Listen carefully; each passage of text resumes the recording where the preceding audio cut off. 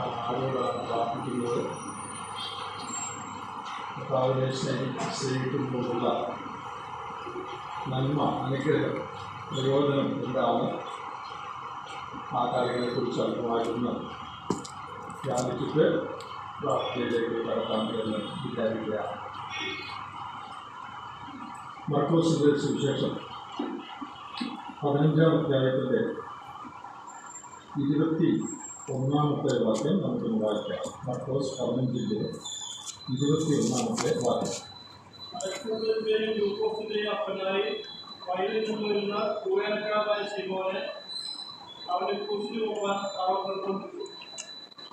അടുത്ത വാക്യം കൂടെ.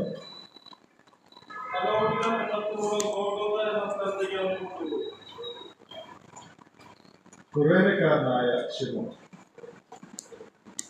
നമ്മൾ സാധാരണ പ്രശ്ന വിഷയമായിട്ട് എടുക്കാത്ത ഒരാളാണ് ഈ കുറേനക്കാരനായ ശിമോൻ. എന്നാൽ ഇന്നലെ ദിവസം വായിച്ചു വന്നപ്പോൾ ഈ ഭാഗമാണ് വായിച്ചത്.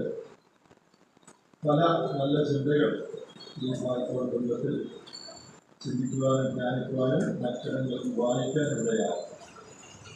അത് പങ്കുവെക്കുന്നത് നമ്മുടെ ആത്മീയ ജീവിതത്തിന് സഹായകരമാകും എന്ന് വിചാരിച്ച് ചില വാക്കുകൾ പറയുകയാണ്. കുറേനക്കാരൻ എന്ന് പറയുന്നത് നോർത്ത് ആഫ്രിക്കയിലെ ഒരു സ്ഥലമാണ്. കുറേനക്കാരനായ ശിമോൻ എന്ന് പറയുന്നത് വടക്കൻ ആഫ്രിക്കക്കാരനാണ്. അപ്പോൾ സ്വാഭാവികമായി കറുത്ത വർഗ്ഗക്കാരനായിരിക്കണം. അദ്ദേഹം എന്തുകൊണ്ടാണ് ഈ യെരുശലേമിൽ വന്നത്, അവിടെ എന്താ ചെയ്തുകൊണ്ടിരുന്നത്, അതൊന്നും നമുക്ക് അറിഞ്ഞുകൂടാ. വയലിൽ നിന്ന് വരുന്ന, അപ്പോൾ പണിയെടുത്ത് അവിടെ പണി ചെയ്യുകയായിരുന്നു. പണിയെടുത്തു നിന്ന് താൻ വഴിയെ പോവുകയായിരുന്നു. അത്രയും നമുക്ക് ഈ ശിമോനെ കുറിച്ച് അറിയാനായിട്ട് പാടും. എന്നാൽ അവനെ ഹീനമായ ഒരു പ്രവൃത്തി ചെയ്യാൻ അവർ നിർബന്ധിച്ചു എന്നാണ് എഴുതിയിരിക്കുന്നത്. ഏറ്റവും കൊടും കുറ്റവാളിയായ ആളുകളെയാണ് ക്രൂശിൽ തടച്ചുകൊള്ളുന്നത് എന്ന് നമുക്കറിയാം. ആ മരിക്കാൻ പോകുന്ന ആളുകൾ തന്നെയാണ് ക്രൂശ് ചുമക്കുന്നത്. ആ ക്രൂശ് ചുമക്കുക എന്ന് പറയുന്നത് വളരെ ഹീനമായ, നിന്ദ്യമായ ഒരു കാര്യമാണ്. ആരും ഇഷ്ടപ്പെടാത്ത ഒരു കാര്യമാണ്. യഹൂദന്മാരെ കൊണ്ട് ആ ക്രൂശ് സാധാരണ ചുമപ്പിക്കാറില്ല എന്നാണ് പറയുന്നത്. യഹൂദനല്ലാത്ത ഒരാളെ കൊണ്ട് ആണ് നാണം കെട്ട, മോശമായ, ശപിക്കപ്പെട്ട ജോലി ചെയ്യുന്നത്. അപ്പോൾ ഏറ്റവും മോശമായ, ആരും ചെയ്യാൻ ഇഷ്ടപ്പെടാത്ത ഹീനമായ ഒരു പ്രവൃത്തിയാണ് ഈ കുരിശ് ചുമന്നുകൊണ്ട് പോവുക എന്ന് പറയുന്നത്. സാധാരണ മരിക്കാൻ പോകുന്ന ആൾ തന്നെയാണ് കുരിശ് ചുമക്കുന്നത്. ചിലപ്പോൾ മറ്റുള്ളവരെ കൊണ്ട് മരിക്കാൻ പോകുന്ന ആൾക്ക് അതിനുള്ള പ്രാണിയില്ലെങ്കിൽ ചിലപ്പോൾ മറ്റുള്ളവരെ കൊണ്ട് ചുമപ്പിച്ചു എന്ന് വരാം. അങ്ങനെയാണ് ഈ ശിമോനെ, അവരെ പോകുന്ന വഴിക്ക് ശിമോനെ കണ്ടു. അപ്പോൾ അവരെ വിളിച്ച് ഈ ക്രൂശ് ഏൽപ്പിച്ചു, നിർബന്ധിച്ചു. ഏറ്റവും ഹീനകരമായ ഒരു കാര്യം, മോശമായ ഒരു കാര്യം.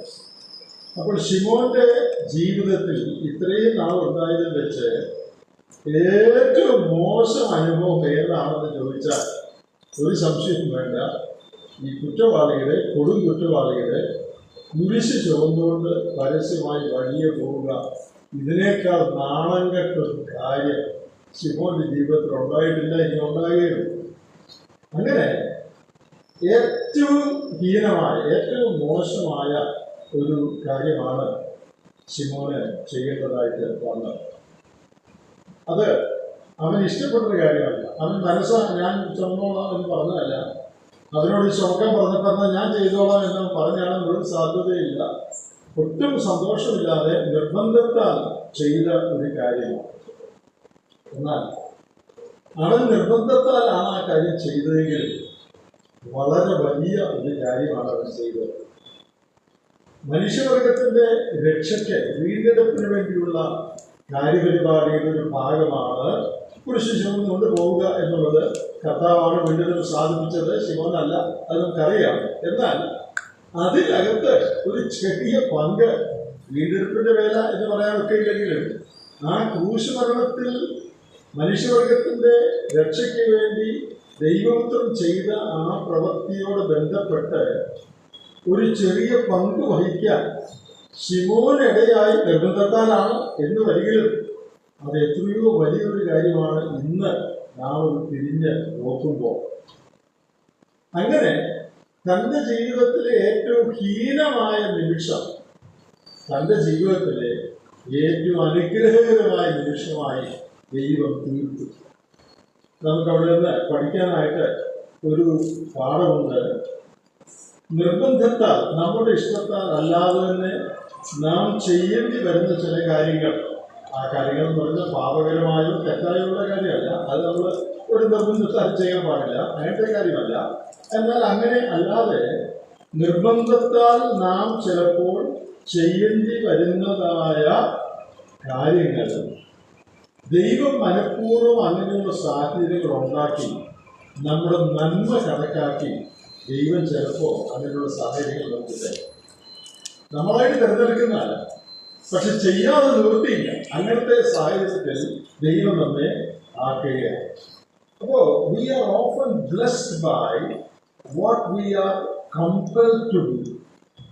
ചെയ്യാൻ നിർബന്ധിക്കപ്പെടുന്ന, വേറെ നിവൃത്തിയില്ലാത്ത നിർബന്ധിക്കപ്പെടുന്ന ചില കാര്യങ്ങൾ നമ്മുടെ അനുഗ്രഹത്തിനായിട്ട് ദൈവം തീർക്കും. നമ്മുടെ എല്ലാ ജീവിതത്തിൽ അത് നമുക്ക് ഓരോരോ കാര്യങ്ങളും അനുഭവിക്കാൻ കഴിഞ്ഞിട്ടുണ്ട്, അല്ലെങ്കിൽ കഴിയാറുണ്ട്. നമുക്ക് ചെയ്യാൻ ഇഷ്ടമല്ല, പക്ഷേ സാഹചര്യങ്ങൾ സമ്മർദ്ദം കൊണ്ട് അല്ലെങ്കിൽ നിവൃത്തിയില്ലാതെ നാം ചെയ്തു പോവുകയാണ്. ദൈവം അത് അനുവദിക്കുകയാണ്. അപ്പോൾ ഈ കുറേക്കാരനായ ശിമോന് ഏറ്റവും നന്മ വരുക, അവൻ പ്രസിദ്ധനായി തീരുക, ലോകമുള്ള കാലത്തോളം വേദപുസ്തകം പോകുന്ന എല്ലായിടത്തും അവൻ പോകത്തക്കവണ്ണം ഒരു വഴി ദൈവം ഒരുക്കുകയാണ്. നമുക്കതിൽ പഠിക്കാൻ കഴിയുന്ന ഒരു പാഠം, സ്വമനസാലയല്ല, നിർബന്ധത്താലാണെങ്കിലും ദൈവം നമ്മുടെ ജീവിതത്തിൽ അനുവദിക്കുന്ന കാര്യങ്ങൾക്ക് നാം കീഴ്പ്പെടണം. അതിലെന്തെങ്കിലും നന്മയുള്ളതായിട്ട് നമുക്ക് ആ സമയത്ത് തോന്നുകയില്ല. ശിമോൻ ക്രൂശിനൊപ്പം ഇതിനേക്കാൾ ഹീനമായൊരു കാര്യമില്ല എന്ന് വിചാരിച്ചുകൊണ്ടാണ് ചുമക്കുന്നത്. അതിലെന്തെങ്കിലും നന്മ അതിൽ നിന്ന് വരുമെന്ന് ചിന്തിക്കാൻ യാതൊരു കാര്യവും ശിമോനെ സംബന്ധിച്ചില്ല. എന്നാൽ ദൈവത്തിന്റെ വ്യക്തിമായ കാര്യപരിപാടി, അതിനകത്തൊരു നന്മ, ചെറിയ നന്മയല്ല, വലിയ ഒരു നന്മ ദൈവം കണ്ട് ഈ കറുത്ത വർഗക്കാരനായ ഇവന് ദൈവം ഒരു അവസരം കൊടുക്കുകയാണ്. ദൈവത്തിന്റെ മഹത്വത്തിലേക്ക്, ദൈവത്തിന്റെ അനുഗ്രഹത്തിലേക്ക്, ദൈവത്തിന്റെ നന്മയിൽ പങ്കുകാരനാകുക ദൈവം അവന് ഒരവസരം കൊടുക്കുക. ഏറ്റവും ഒരു അത്ഭുതകരമായൊരു കാര്യമാണത്. അപ്പോൾ നമ്മുടെ ജീവിതത്തിൽ നാം ഓർക്കേണ്ട ഒരു കാര്യം, ദൈവം നിർബന്ധമായി നമുക്ക് നിവൃത്തിയില്ലാത്ത നിലയിൽ നമ്മുടെ ജീവിതത്തിൽ അനുവദിക്കുന്ന ചില സാഹചര്യങ്ങൾ നമ്മുടെ നന്മയെ കരുതി ദൈവം അനുവദിക്കുന്നതായിരിക്കും. കാരണം ദൈവം തിന്മ ചെയ്യുന്നവനല്ല. അതുകൊണ്ട് ദൈവം ചെയ്യുന്ന എല്ലാം നന്മയ്ക്കായിട്ടാണ് നമ്മുടെ ജീവിതത്തിലും അങ്ങനെ വരുന്ന നിർബന്ധത്താൽ ചെയ്യേണ്ടി വരുന്ന ചില കാര്യങ്ങൾ നമ്മുടെ നന്മയ്ക്കായിട്ട് ദൈവം അനുവദിക്കുന്നതാണ്. അതുകൊണ്ട് നാം സന്തോഷത്തോടുകൂടെ അതിന് കീഴ്പ്പെടുക എന്നുള്ളതാണ് ഏറ്റവും യുക്തമായിട്ടുള്ള കാര്യം. ഈ റോമാലേഖനത്തിൽ നാം റൂഫസിനെ കുറിച്ച് വായിക്കുന്നുണ്ട്. 15-21 ഇപ്പം നമ്മൾ വായിച്ചു. അലക്സാണ്ടറിന്റെയും റൂഫസിന്റെയും അപ്പനാണ് ശിമോൻ എന്ന് അവർ പറയുന്നുണ്ട്. റോമാലേഖനം 16-ാം അധ്യായത്തിൽ പൗലോസ് കർത്താവിൽ പ്രസിദ്ധരായ ആളുകളെ വന്ദനം ചെയ്യുന്ന കൂട്ടത്തിൽ 16-13 വാക്യത്തിൽ, റോമർ 16-13, കർത്താവിൽ പ്രസിദ്ധനായ റൂഫസിനെയും എനിക്കും അമ്മയായ അവന്റെ അമ്മയെയും വന്ദനം ചെയ്യുവിൻ എന്ന് പറഞ്ഞിട്ടുണ്ട്. ഈ റോമർ 16 പറഞ്ഞിരിക്കുന്ന റൂഫസ് ഈ ശിമോന്റെ മകൻ തന്നെയാണോ എന്ന് 100% നമുക്ക് പറയാൻ പറ്റില്ല.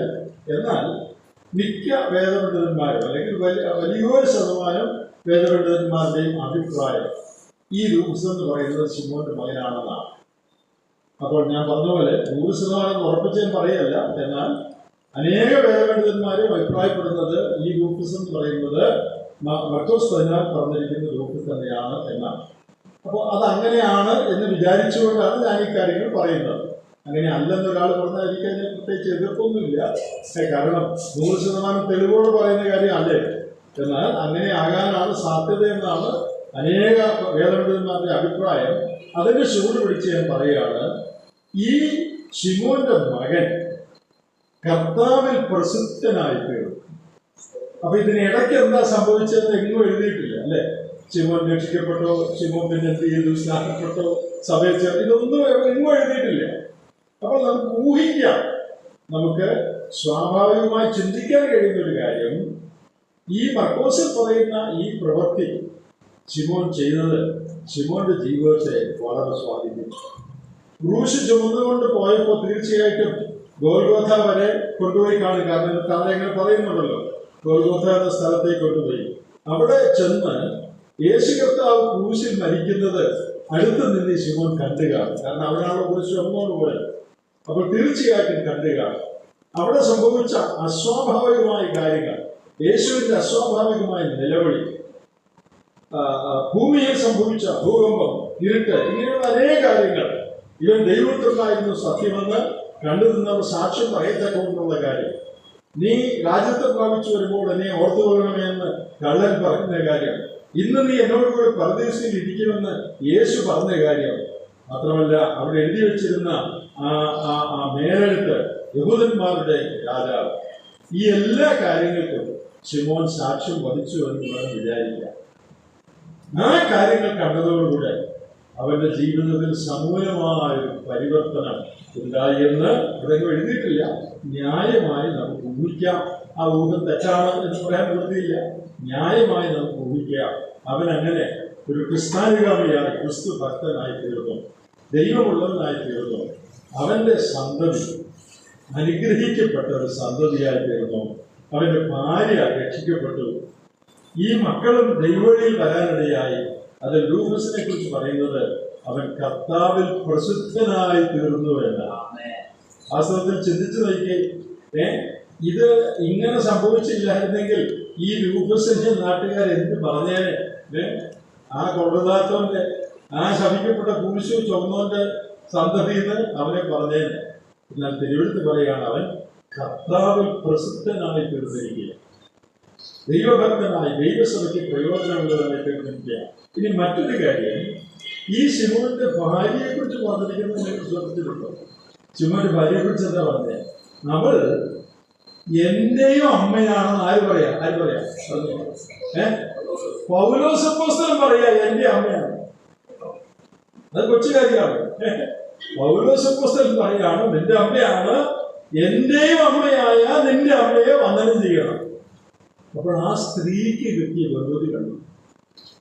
പൗലോസ് അപ്പോസ്തലനും ഒരമ്മ പോലെ കണക്കാക്കത്തക്കവണ്ണമുള്ള പ്രസിദ്ധി, മാന്യത ഈ ശിമോന്റെ ഭാര്യയ്ക്ക് കിട്ടി. അപ്പൊ നോക്കണേ, ഒരാള് ദൈവത്തിന്റെ വഴിയിൽ വരാൻ ഇടയായതുകൊണ്ട്, കർത്താവിന് വേണ്ടി ഹീനമായൊരു കാര്യം ചെയ്യാൻ മനസ്സ് വെച്ചതുകൊണ്ട്, അല്ലെങ്കിൽ അതിന് കീഴ്പ്പെട്ടതുകൊണ്ട് അവൻ അനുഗ്രഹിക്കപ്പെട്ടതെന്ന് മാത്രമല്ല, അവന്റെ മക്കൾ അനുഗ്രഹിക്കപ്പെട്ടതെന്ന് മാത്രമല്ല, അവന്റെ ഭാര്യയും അവന്റെ കുടുംബം മുഴുവനും അനുഗ്രഹിക്കപ്പെട്ടു. പൗലോസ് അപ്പോസ്തലൻ അമ്മ എന്ന് വിളിക്കത്തക്കവണ്ണം ഉള്ള ശ്രേഷ്ഠമായ പദവിയിലേക്ക് ആ കുടുംബം, ആ അമ്മ ഉയർന്നു.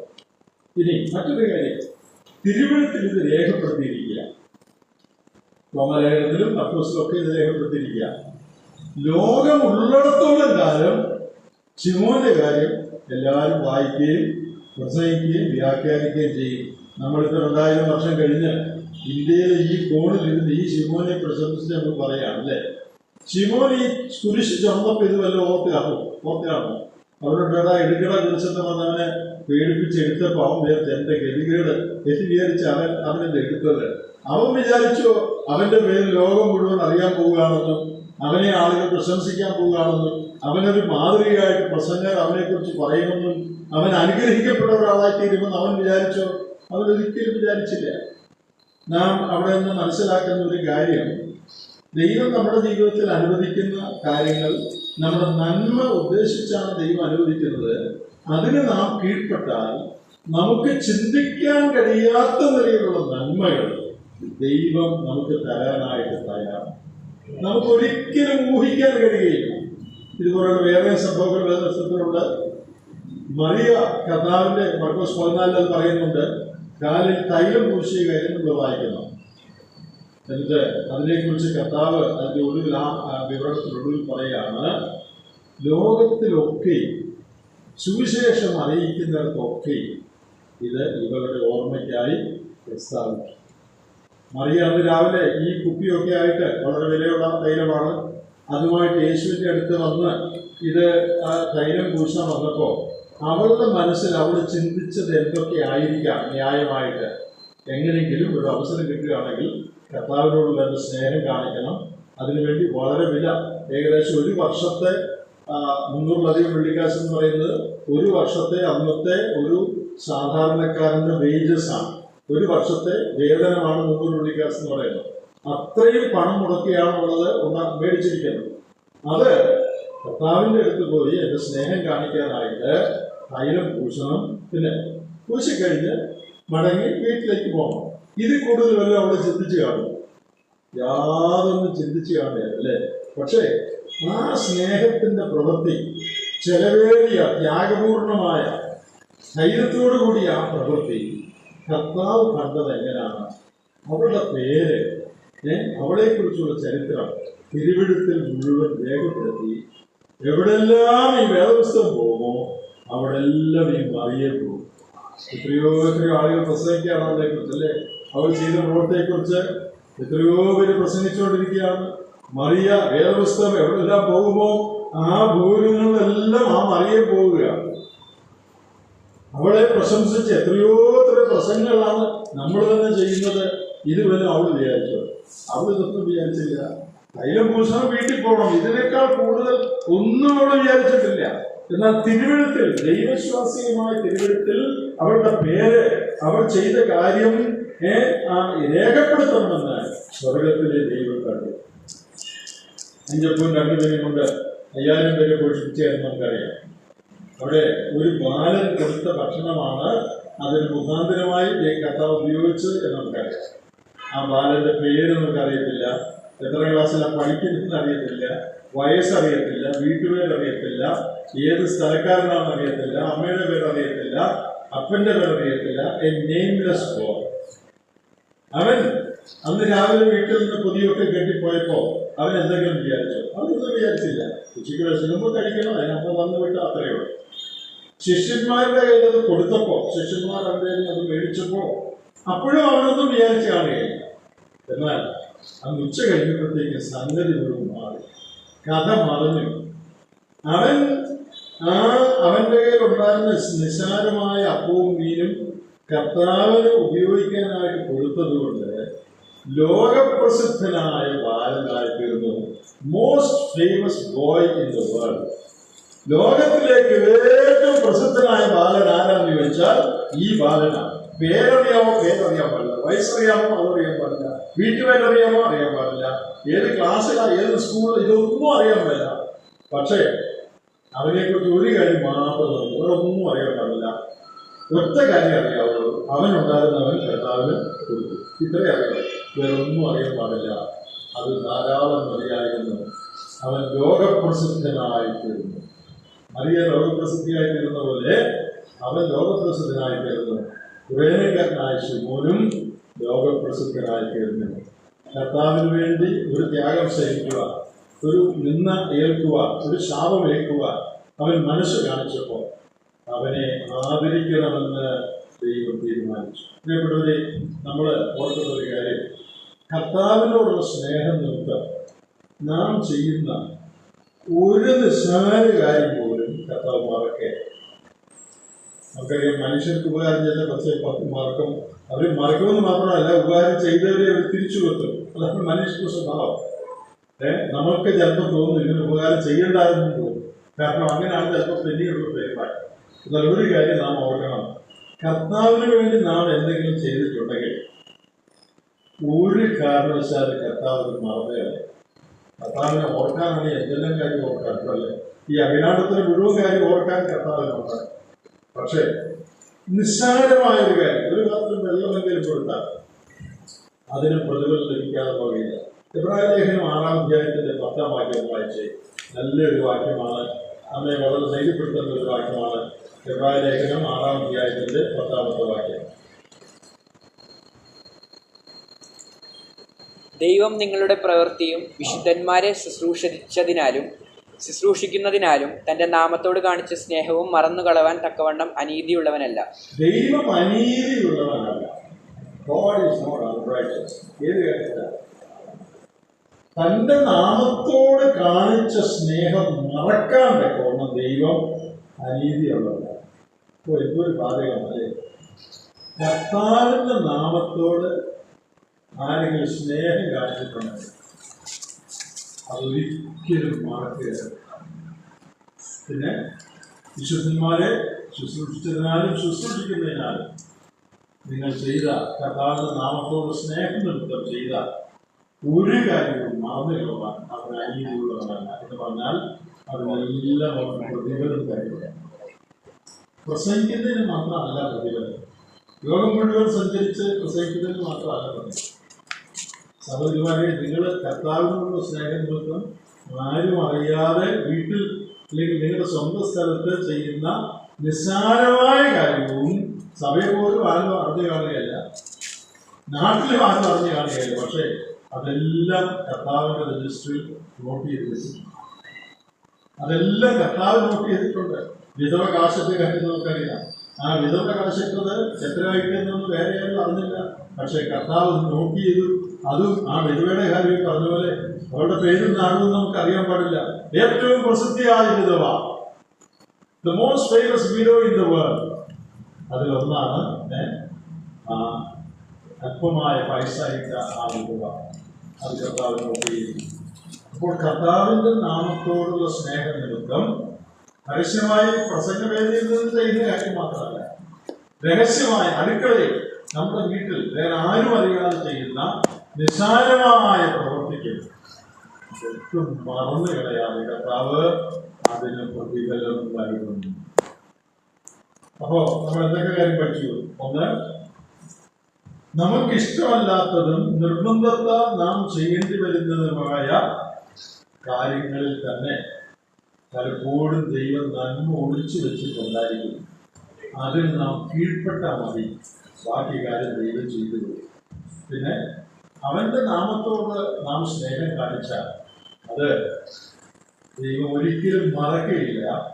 അവനെ അനുഗ്രഹിച്ചു, അവന്റെ മക്കളെ അനുഗ്രഹിച്ചു, അവന്റെ ഭാര്യയെ അനുഗ്രഹിച്ചു. ഒരിക്കലും ചിന്തിക്കാൻ കഴിയാത്ത ഉന്നതമായ സ്ഥാനത്തേക്ക് അവരെ ഉയർത്തി തിരുവഴുത്തിൽ അവരുടെ പേര് രേഖപ്പെടുത്തി ലോകം മുഴുവൻ അവരെ പ്രസിദ്ധരായി തീർന്നു. എത്രയോ വലിയ ഒരു കാര്യമാണ്. അപ്പോ ഇന്നത്തെ ജീവിതത്തിൽ ദൈവം അനുവദിക്കുന്ന സാഹചര്യങ്ങൾക്ക് നീ ഉണ്ടാക്കുന്നതല്ല, ദൈവം അനുവദിക്കുന്ന സാഹചര്യങ്ങൾക്ക് നീ കീഴ്പ്പെടണം. ബിക്കോസ് ഇപ്പൊ ഒന്നും മനസ്സിലാകുന്നില്ലെങ്കിലും ഭാവിയിൽ പിൽക്കാലത്ത് അത് നിനക്ക് അനുഗ്രഹത്തിന് കാരണമായി തീർന്നുവെന്ന് വരാം. ഈ ശിമോന്റെ ജീവിതത്തിൽ സംഭവിച്ച ഏറ്റവും നിന്ദ്യമായ കാര്യം അവന്റെ ജീവിതത്തിലെ ഏറ്റവും അനുഗ്രഹിക്കപ്പെട്ട കാര്യമായിട്ട് തീർന്നു. The most shameful moment in Simon's life. അതേതാ? ഈ കുരിശ് മുക്കേണ്ടി വന്നതാ. അതിനേക്കാൾ നീണ്ട കാര്യമില്ല. അത് became the most blessed moment in his life. അവന്റെ ജീവിതത്തിൽ ഏറ്റവും അനുഗ്രഹിക്കപ്പെട്ട നിമിഷമാണ് തീർന്നു. അവന്റെ ജീവിതത്തിലെ ഏറ്റവും നിന്ദ്യമായ നിമിഷം അവന്റെ ജീവിതത്തിലെ ഏറ്റവും അനുഗ്രഹിക്കപ്പെട്ട നിമിഷമായി തീർന്നു. God can turn our curse into blessing. ദൈവത്തിന് നമ്മുടെ ശാപങ്ങളെ അനുഗ്രഹമാക്കി തീർക്കുവാൻ കഴിയും. അനുഗ്രഹത്തിന് അധിപതിയെ അവനാണ് സകല അനുഗ്രഹത്തിന്റെ അധിപതി. അവന്റെയിലാണ് അനുഗ്രഹം മുഴുവൻ ഇരിക്കുന്നത്. അവനാണ് ശാപകരമായ കാര്യങ്ങളെ അനുഗ്രഹമാക്കി തീർക്കുന്നത്. മറ്റൊരു കാര്യം, C.H. സ്പർജൻ, പ്രസംഗങ്ങളുടെ പ്രഭുവായ സ്പർജൻ ഈ ഭാഗത്തെക്കുറിച്ച് എഴുതിയിരിക്കുന്നത് ഞാൻ വായിക്കാനില്ല. അദ്ദേഹം തൻ്റെ ഒരു പ്രസംഗത്തിൽ അല്ലെങ്കിൽ എഴുത്തിൽ ഒരു ചോദ്യം ചോദിച്ചിട്ടുണ്ട്. എന്താണെന്നറിയാമോ? മറ്റേ ശിമോൻ എന്ത് ചെയ്യും? ഏത് ശിമോൻ? എല്ലാവർക്കും അറിയാവുന്ന ഒരു ഒറിജിനൽ ശിമോൻ ഉണ്ടല്ലോ, എന്ത് ഇപ്പൊ പുള്ളി എവിടാ? അയ്യോ, എനിക്ക് പിന്നെ അറിയാൻ പോലും വേല എന്ന് പറഞ്ഞ് എങ്ങാണ്ട് ഓടിപ്പോയിരിക്കുക. വെളുത്ത ശിമോൻ, അത് എൻ്റെ ഭാഷമാണ്, യഹൂദനാണ്. വെളുത്ത ശിമോൻ അവിടെ ഒന്നുമില്ല. പക്ഷെ കറുത്ത ശിമോനെ, ആഫ്രിക്കക്കാരനെ ദൈവം പിടിച്ചു. അപ്പോൾ സ്പർദ്ധന്റെ പ്രസംഗത്തിൽ ചോദിക്കുന്നുണ്ട്, സൈമൺ വേർ ആർ യു? ശിമോനെ നീ എവിടാ? ഒറിജിനൽ ശിമോനെ നീ എവിടാ?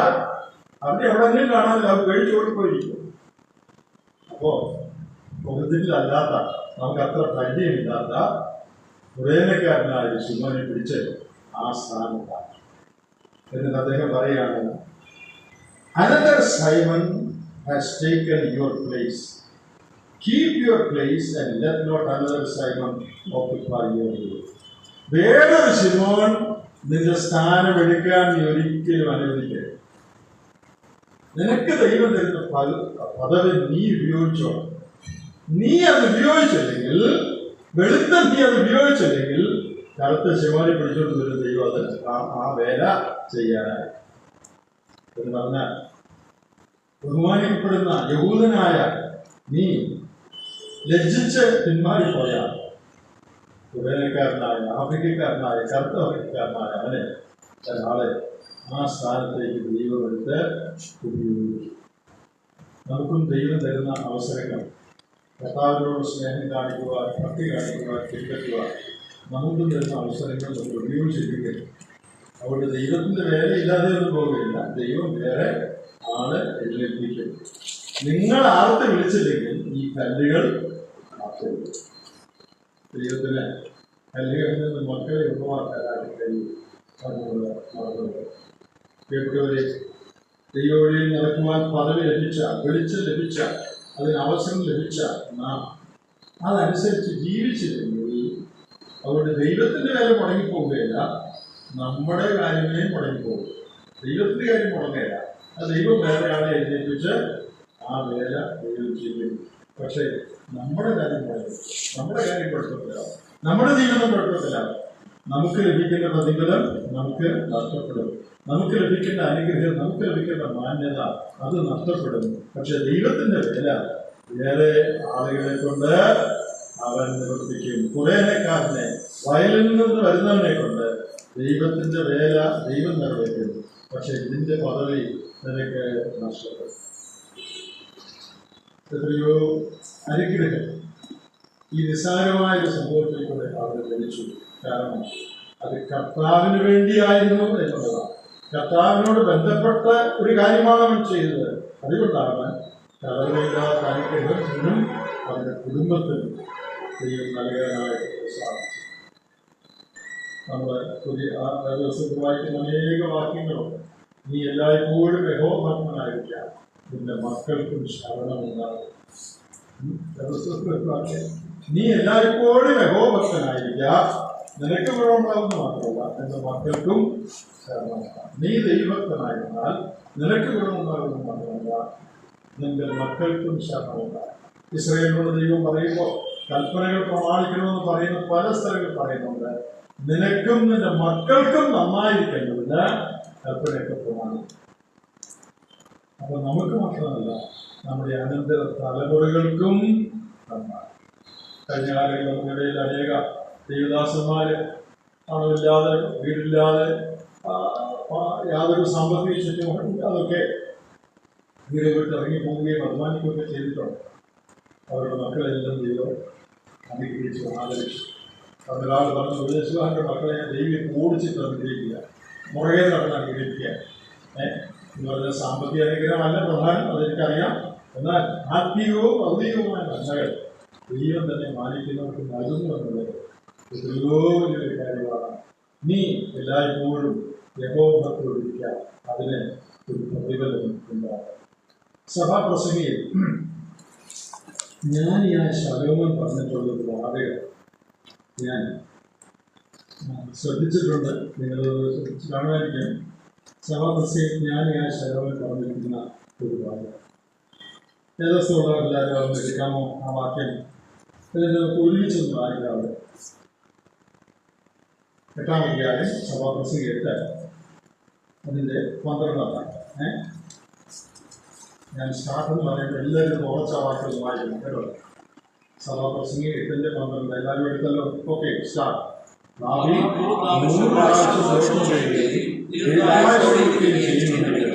ദൈവത്തെ ഭയപ്പെടുന്ന ഭക്തന്മാർക്ക് നന്മ വരുമെന്ന് ഞാൻ നിശ്ചയമായി അറിയും. ഞാൻ ചെലവ് പറയാണ്. ഒരു കാര്യം എനിക്ക് നിശ്ചയമാണ്. ഈ പുസ്തകം നിങ്ങൾ വായിക്കുമ്പോൾ വേറെ ഒത്തിരി കാര്യത്തിൽ ചെലവ് നിശ്ചയമില്ല. മനുഷ്യന്റെ ആത്മാവ് മുകളിലോട്ടാണ് പോകുന്നത്, കീഴോട്ടാണ് പോകുന്നത്. ഇതൊന്നും ചെലവുകൾ അറിയാവുന്ന കാര്യങ്ങളല്ല. ലോകത്തിന്റെ ജ്ഞാനത്തിന് സമ്പാദിച്ചു, പക്ഷേ ആത്മീയ വിഷയങ്ങൾ, മരണാനന്തര ജീവിതം, ഇത് പലതും ചെലവെന്ന് അറിയാൻ പാടില്ല. പല കാര്യത്തിൽ എനിക്ക് നിശ്ചയമില്ല, പക്ഷേ ഒരു കാര്യത്തിൽ നിശ്ചയമാണ്. അത് ഏത് കാര്യമാണ്? ദൈവത്തെ ഭയപ്പെടുന്ന ഭക്തന്മാർക്ക് നന്മ വരുമെന്ന് ഞാൻ നിശ്ചയമായി അറിയാം.